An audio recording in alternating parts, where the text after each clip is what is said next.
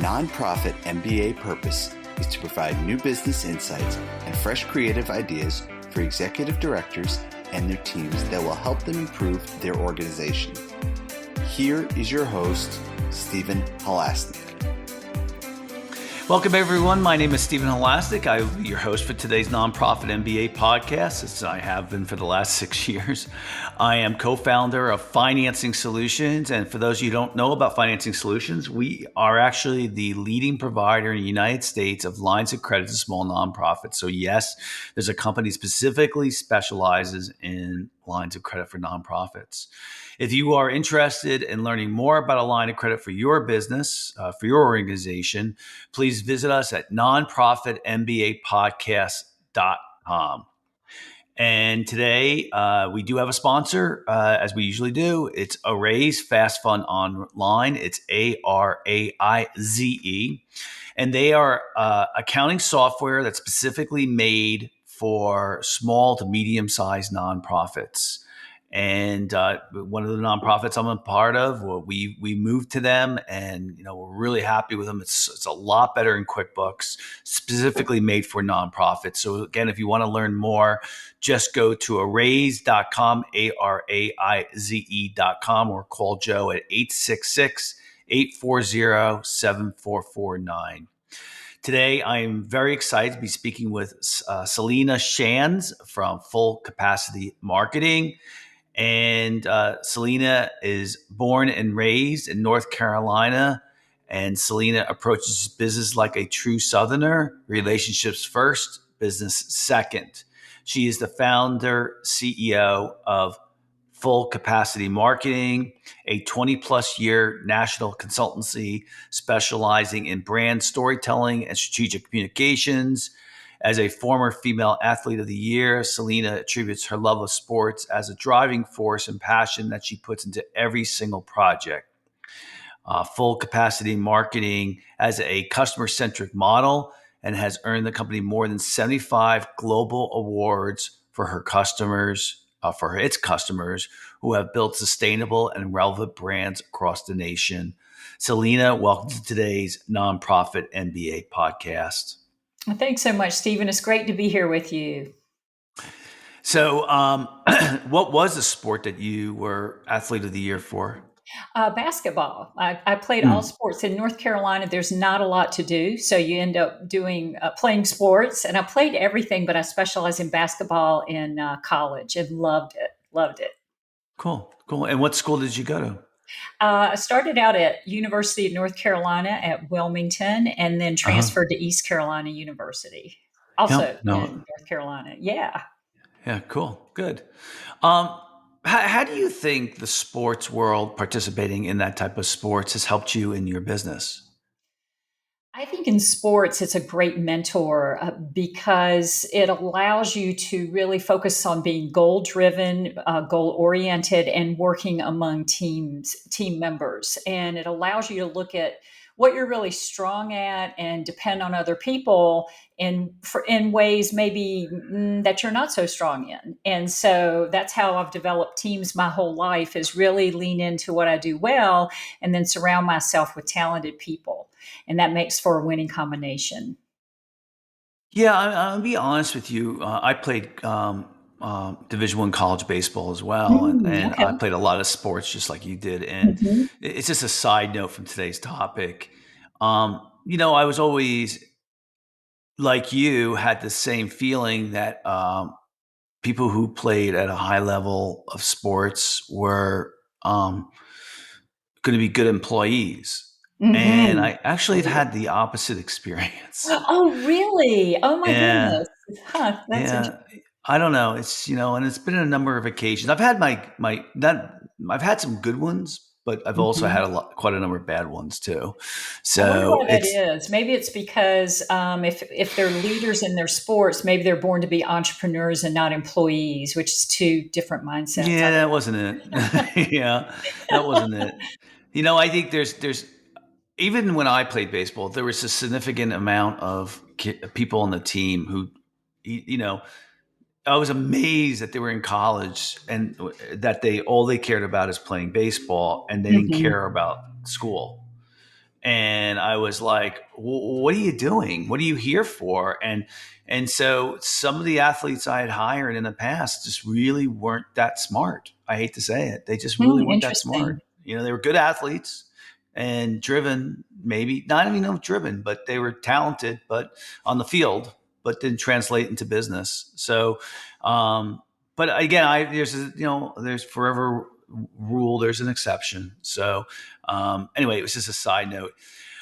So let's talk a little bit about today's topic, which is how nonprofits can position their brand to solidify their niche. And it is a great subject, and I was excited to talk about it today. What do you think when most of our listeners are smaller nonprofits? Well, what happens if you don't define your brand early?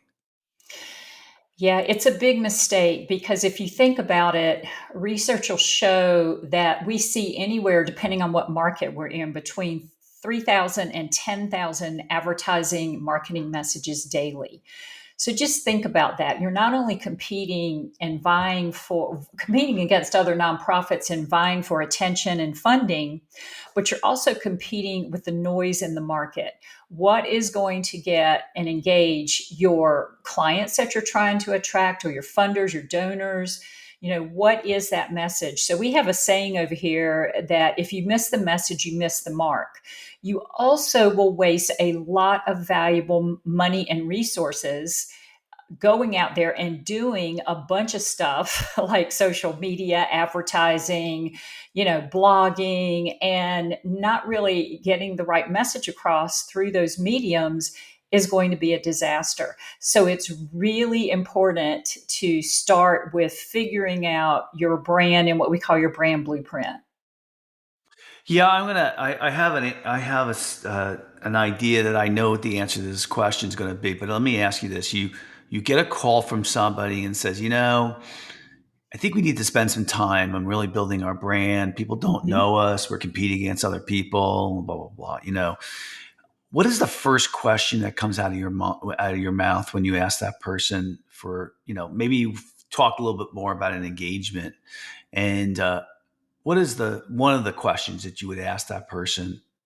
Well, one of the questions I would say is, okay, you have a brand already, but do you know what people think, feel, and or say about your organization now from an objective, Uh, data-driven standpoint?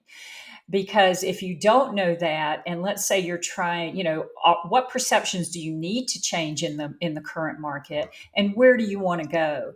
And without having that data, you're just guessing, you're throwing darts, or you may get in a room and brainstorm and say, hey, this sounds really good, but it's going to miss the mark because it's not data driven. And so that to me is really, I go on a fact finding discovery phase as to what they've done and what data have they used. And usually the answer is, well, we don't really have a lot. We've got some customer satisfaction surveys, we've talked to a few people, but it's nothing that's really structured that can give them a firm direction on where to take their brand strategy.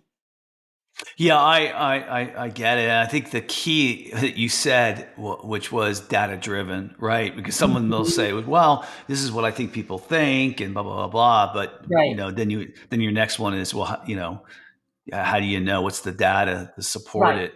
right. So that's I have you found that the majority of people who are coming to you have already identified the purpose, mission, culture of their organization.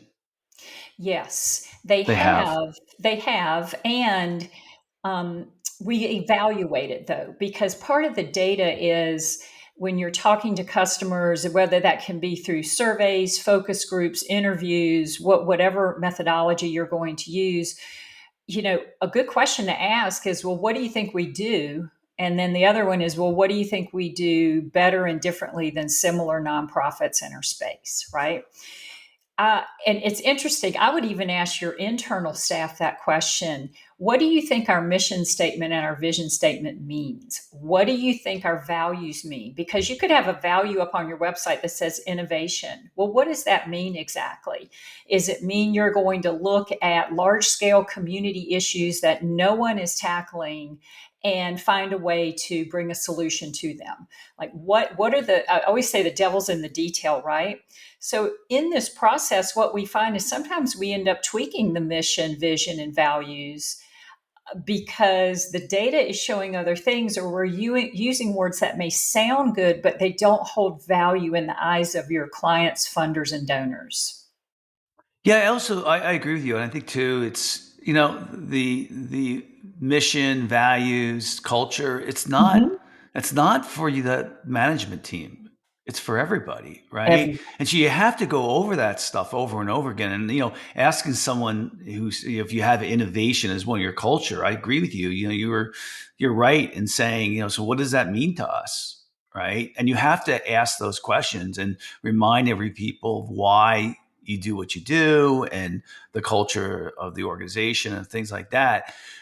Do you ever find that the branding project that you work on for the external customers helps the internal, oh, well, not the internal customers, but the employees? Oh, absolutely. Yes, because it's very eye opening. And I love the process because it's very objective. It's like we're not coming in and saying, hey, your brand is this. It's like your customers or your prospective customer or your ideal client, whatever we're defining there, this is what they think. Is this what you want them to think? No, in fact, our mission says something completely opposite. Okay, well, let's look at that. Why do you think they think that? Sometimes I will warn a focus group, like let's say we're doing a quantitative survey and we've got enough trends to show, okay, we got to go and talk to people now and ask second and third level questions. But it is very eye opening and it can actually change the culture because the employee may say, well, that's not what we want to do at all, but yet we have this out there on our online footprint everywhere in our social media and our website and everything. So we're missing the mark there. And maybe it's just a small tweak, but it can make a huge difference. And I know this would be a guess on your part, but that's okay. What percentage of the time do you have an engagement with a client for a branding project, and it turns out that the branding project that they want to do with their customers is different than the internal branding project that they have? If that makes sense. Yeah, it does make sense. It's very different. Once you start gathering data, it's like a puzzle, right? You're putting the pieces together and say, wow, you're looking for gaps or disconnects. So then the problem that they set out to solve maybe not be a problem at all. It could actually have something to do with operations and what they're doing, or maybe at a certain touch point with a customer. So all those things go into play because again, you can't just have a brand blueprint or a brand, mission, vision, values that sound great. It really has to resonate and connect in with all your target audiences and your market segments. The what do you think is the biggest mistake that people who are new to branding make?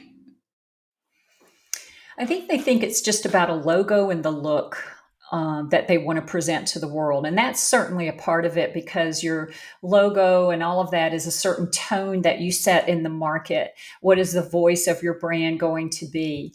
But that actually comes after all the data. And what I usually step into is people who already have, or companies that already have, or organizations, a mission, vision, values.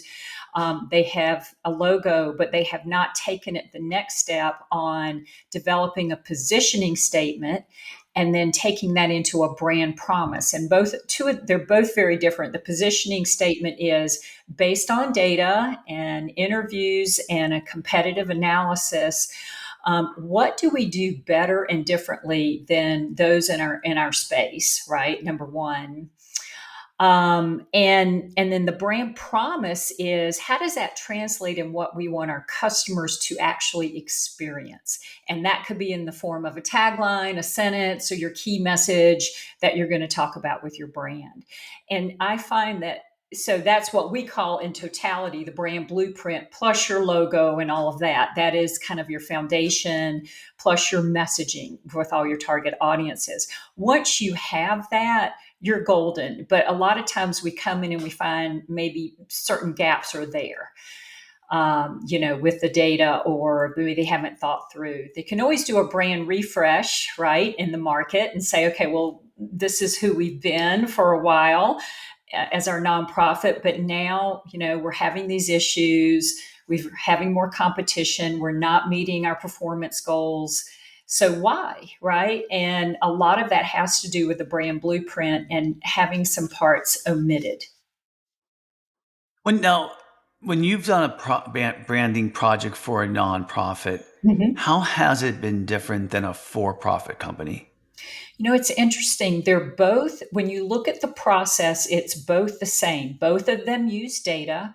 You have to do a competitive analysis. You have to understand, what we call your brand sentiment. What is your voice in the market? What is your share of voice in the market or on online footprint? So it's no different in the process itself. However, the end game is different. In a for-profit, we're trying to reach market share in terms of selling our products and services, right? And we do work with entrepreneurs who are coming to market because that is a very viable workforce strategy. In our nonprofit world, we're trying to engage. So we may not be selling things. We may have things that are fee based, but it's really, we're trying to get good trust and value out there in the community. We want them to see us in a positive light. But the end game is really engagement with your donors, your funders, and your clients, and being able to tell that story in a way that is compelling. So if you look at that, they're very much similar, but the end game is different. Um, when you how has branding changed over the years? We're certainly well past digital, but what are you seeing now that's different than it was 20 years ago? Oh my gosh. When I started my company 21 years ago, I just feel really old saying that. But when I think about back then, and we've been a virtual company for 21 years, by the way, and I've always felt that I want to be able to go and get talent where the talent is and bring them into the company. So I've always had a virtual business model. This is way before Zoom. We actually, in fact, beta tested WebEx when it came out. And when the pandemic hit, a part of me that was excited is like, wow, people are on Zoom now. We've been, doing business virtually forever. So that's been a huge change. And I think a lot of it was back then, it was email. Email is still very important, e-marketing, but the tactics have changed and they continue to change. Even COVID changed the tactics for nonprofits. Some of the nonprofits I worked with, counted on word of mouth, referral, and foot traffic in, right? COVID totally changed that. So now they're more into the digital game. But 20 years ago, oh my gosh, I think about how I did business, good old phone calling and emails, right? That was the way. Now with digital, it's somewhat gotten easier, although in the same breath also complex, which is why data is really important in driving not only your brand strategy, but your outreach strategy. How are you going to reach the people with that right message through the right mediums? And that change, and it changes every day. When you look at all the different social media platforms that arise and everything, it's like, my gosh, it becomes confusing. Which one do I use that's best for my ideal donor, my ideal funder, my ideal client? And so there's some strategy that goes into that because, again, you mentioned it earlier on that a lot of small nonprofits don't have a lot of funding to spend towards this. So the money that they do have becomes critical in where they put it to get the results. What would you suggest to those type of nonprofits don't have a lot of money? None of them have a lot of money to put toward a branding project. What would you suggest? Well, we realize this over at our company. So, the way we work with customers is we have a program called the Brand Amplifier. And there's one for entrepreneurs, one for nonprofits, and public sector organizations. And there's three categories: do it yourself, do it with you, which is coaching, and do it for you, which is where we come in. They're all reasonably priced, but I'm talking to the listeners right now who don't have any money. They're like, we're totally strapped. The do it yourself is a good curriculum, a course to go through, because it explains the types of data you need in doing a brand sentiment analysis, and how to do kind of a down and dirty approach to building an effective marketing and communication plans. One of the things, and I don't know if we can go in and talk about this, it could be a whole show, but cause related marketing is a really fantastic strategy for nonprofits, because that can bolster them in the market by getting the support of a for profit company and the news media as well. We've done cause related marketing projects with the news media. So this course kind of takes them through sort of how to do all of that on your own. It is still going to take effort. They may find that their progress is more, slow, but there are some things, the basics are the basics. You've got to do them. And if you keep doing the same things and you're not having that data driven approach, you're not going to get the results at the end of the day. So that's what we try to focus on. Doesn't matter the budget, but let's build the capacity. That's why our company's named Full Capacity. We want people to understand this process that we do here internally, and we may have sophisticated technology, but we can break that down and have folks apply research strategies to help them. Tell me a little bit more about the when you say data driven. Mhm. What do you typically do to try to find if someone says, well, Yes. this is what I think our brand is, and then you're like, well, do you have data behind it? And they're like, no. So Yes. tell Right. me a little bit about that. So, a couple of things, easy things that they can do, like right away, when a new client comes into your nonprofit. Now, I'm not talking about funders and donors, because if you look at each market segment, they require different types of data, right? But let's talk about the clients that a nonprofit serves. One of the easiest things they can do upon intake is ask questions as you're doing the intake. How did you hear about us? Number one, that'll give you some ideas on how your current outreach mechanisms are, working. Number two, what is it you think that we do here? Just curious. You found us. Why did you come in through our doors? What issues are we solving for you today? And document that data, because the voice of the customer data is critical. Now you're starting to build a profile of who's coming in your doors and the type of results they're garnering, right?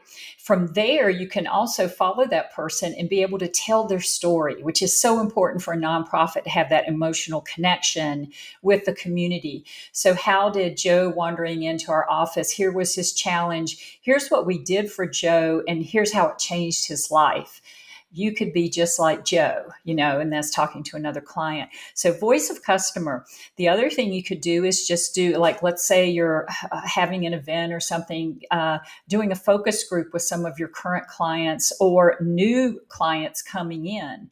So, interviewing all your market segments, donors, having conversations with them to say, why did you choose? First of all, thank you for donating. Your donation is incredibly important. Here's what we're doing with it.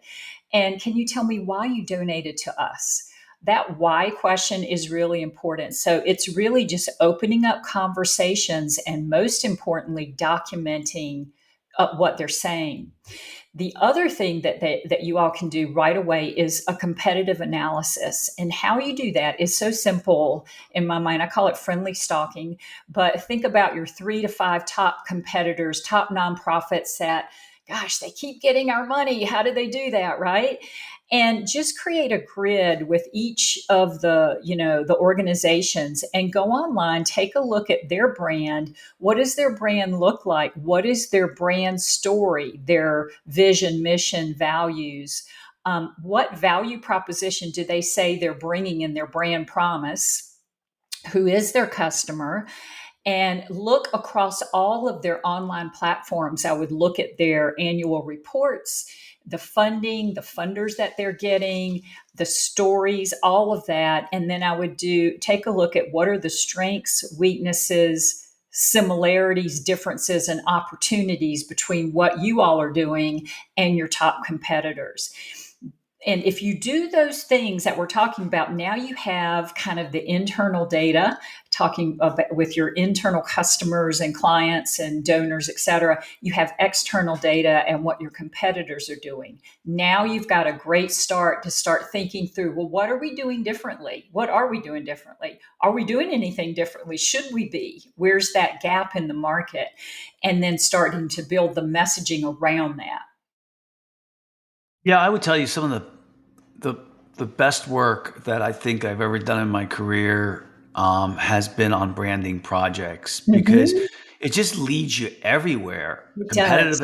Right? Competitive analysis, internal understanding of your culture, Mhm. internal branding, external branding.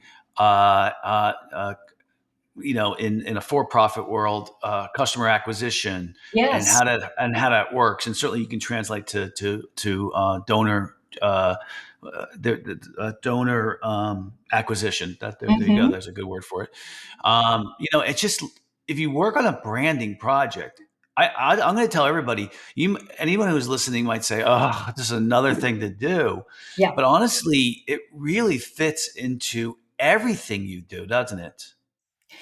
It really does, and it makes a huge difference in the outcomes. And think about this way: you're doing things already, but are you doing them strategically, or are you just tactical? You're throwing spaghetti at the wall to see what's going to stick. Well, that's wasted energy, right? If you take the time to just take a step back and kind of move through these processes, it makes a big difference. I'll give you an example. We were working with a division within the community college, a community college that focused specifically on adult learners. It's often called kind of the non-credit side of a college, where people come in and they get short-term stackable credentials to build skills.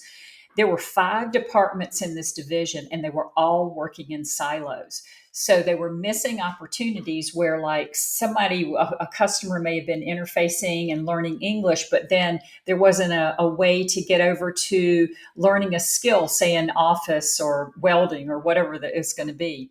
So when we did that, did the evaluation. The college promised things like we're convenient, flexible, lower credit, we're reachable, we care, that kind of thing. That all sounds pretty good, right? It's not what Yeah. the students wanted. The benefits the students wanted was make me believe in myself that I can do it because I'm an older learner and I've been out of touch, right? Show me how to get there, not just throw me in one division, but what's thing. And the most important thing, motivate me to build a better life. So when we looked across all divisions, we were able to create an overarching brand theme on build a better life, whether it was learning English better or getting adult basic education skills or getting a stackable credential. So that then became the theme and the brand promise of what they are going to do, no matter what division you're in. From that, we could build out segmented messages and all of that. And then their job, if this is their brand promise, is to demonstrate how they are helping students, the community, everybody that they want to engage with, build a better life.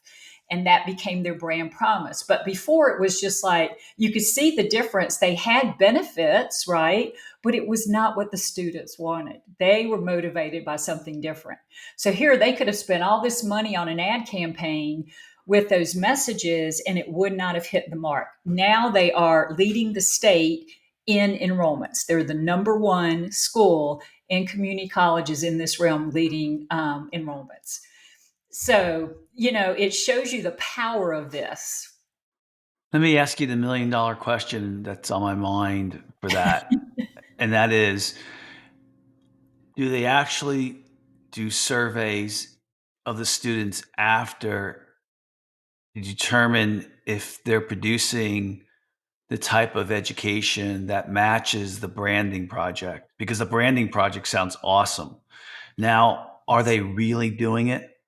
Yeah, and what's great is not only are they doing it, but they're telling the story of the student, and the student Good. is telling the story and saying, Here was my challenge coming in. I didn't think I could do it. I'm older. I have kids. I have a challenge. I have these barriers. This is what they did for me. And I can't believe how much my life has changed. I have such a better life. They are saying it. And that's way more powerful than the organization saying it, because now you've got the voice of the customer through storytelling. That third party credibility is huge, way more powerful than even an ad campaign. But so yes, they are doing it, and they're doing a great job. They've learned a lot. They've reorganized kind of how they do outreach around it. Well, this is an example where I said to our listeners, but earlier that the best projects I ever worked on were always branding projects because they lead you to other things. And I think that example you gave us was a perfect example on how it really makes a difference, doesn't it?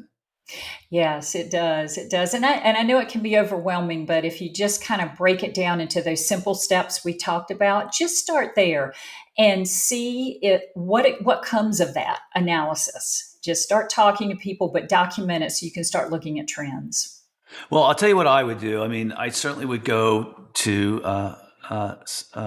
your website, Full Capacity Marketing. In fact, let's see, what is the URL? It is Yep. fullcapacitymarketing.com. I Right. would go there. I would download the self help or talk to you. And then the next thing I would do is I would just spend an hour, maybe every 2 weeks Yes. or so, and just start, going through it and doing it. And you'd be surprised how much it adds up and how much the momentum goes, especially you don't want to do it just yourself. You want to, have some other people on the team. Correct. Absolutely. And this becomes a really fun project for the whole team. And if you break it out, because you're all brand ambassadors, every person in that nonprofit is an important touch point, and they have a different point of view based on their job description. So everyone's input is really important, and you can break up these tasks so it's not so overwhelming, but you're getting the data and you're also collecting it on an ongoing basis in the intake process. Again, that's something you could just implement today. We're going to ask these 4 questions every time somebody comes through the door, right? And that's going to give you a lot of information to help build that database of knowledge.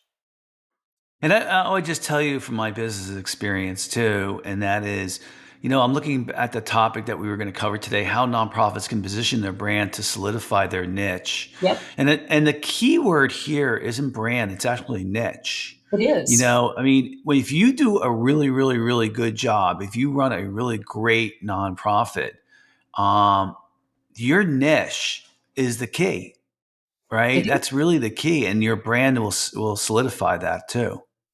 Absolutely. Yeah. It's what is your unique selling proposition? What do you do different and better than others in a similar space? I know what ours is. We work with people, even they're not our customers. I make sure we educate the market on how to do things properly. They may never be our customers, but we really value the missions and we want them to succeed. So whether they're our customers or not, we're going to educate. That's also our way of selling, because eventually we build relationships with people through this. They builds the trust, and then they say, oh, we've got a little bit of money. We're going to go to full capacity marketing because they've helped us with A, B, and C. So that's been my business model for 21 years. And it really is, it's wonderful in just terms of helping others and seeing their growth. So that's why we give little strategies like this. It's like, just do this, just spend an hour, and see what happens. In every one of our webinars, I'm always giving homework assignments, whether I see the people or not. Ever again, I'm like, okay, this is your homework. Gotcha. So Well, it's a true Southerner: relationships first, business yes, second, right? yes, And although I'll let the audience in that Selena, for the last 25 years, has lived in San Diego. yes. So maybe that's, I don't know, south of the middle of the United States. So I don't know. Oh, it's But so I funny. guess, yeah, but I guess you just can't stop old habits. So I get it. No, especially when my family's still back there. So if I talk to them every day, or and I do talk to them every day, so it's like I never left. But Gotcha. that's okay. Can I All share right. one other really fun thing that we just did? Sure, please. Oh, thank you. So I'm really happy about this. We became most recently a best-selling Amazon author in the women's anthology Business on Purpose Volume 2. So that's also on our website. It came out September 1, and we hit #1 on 3 spots in the US, and in women in business, service industry, and business etiquette. So I hope people check that out. A lot of the proceeds will go to charities and humanitarian causes across the world. So I just wanted to share that because it just came out like last month. Yeah, So I'm sure it's I'm great. excited. Congratulations. That's great. Thank you. All right. So that's all the time we have today. I'd like to thank so very much Selena Shands from Full Capacity Marketing for coming on today's podcast. And if you like today's podcast or any of the other ones, please feel free to share it with a friend and subscribe on your favorite podcasting app. If you like today's podcast, please also give us a 5-star review. It helps us get the word out. And if you're looking for a line of credit for your nonprofit, you can visit our website at nonprofitmbapodcast.com. Selena, if anyone wants to get in touch with you, how would they go about doing that? And they can just go to fullcapacitymarketing.com and all of our socials and contact us. There's a consult form there you can complete, and we're happy to set up a consult with you. Thanks for coming on. Thank you, Stephen. Great to chat.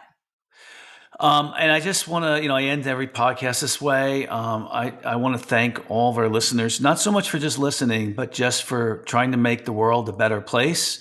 We all need everybody to contribute. I know Selena does her best, and I do, to try to make the world a better place. But you guys are out there every single day, really making a big difference in your cause, and I thank you for that. I just want to remind you that you're no good to your family, your friends, your employees, your cause, if you're burnt out.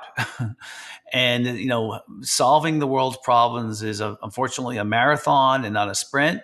So you need to think about yourself first. You need to take good care of yourself. We all know what that means, whether it be from exercising, dieting, taking quiet time, whatever it be. It's not dieting, just good nutrition. So make sure you're taking yourself first so you can help everybody else, because we certainly need you. Other than that, I want to thank you for listening to the Nonprofit MBA podcast. And please tell your friends, we are the number one. We are in the top 1% of all podcasts for the nonprofit sector. So we've been doing it for 6 years, and it's been a great podcast. I have great guests on, like today. All right, everybody have a fantastic day. I'll see you later.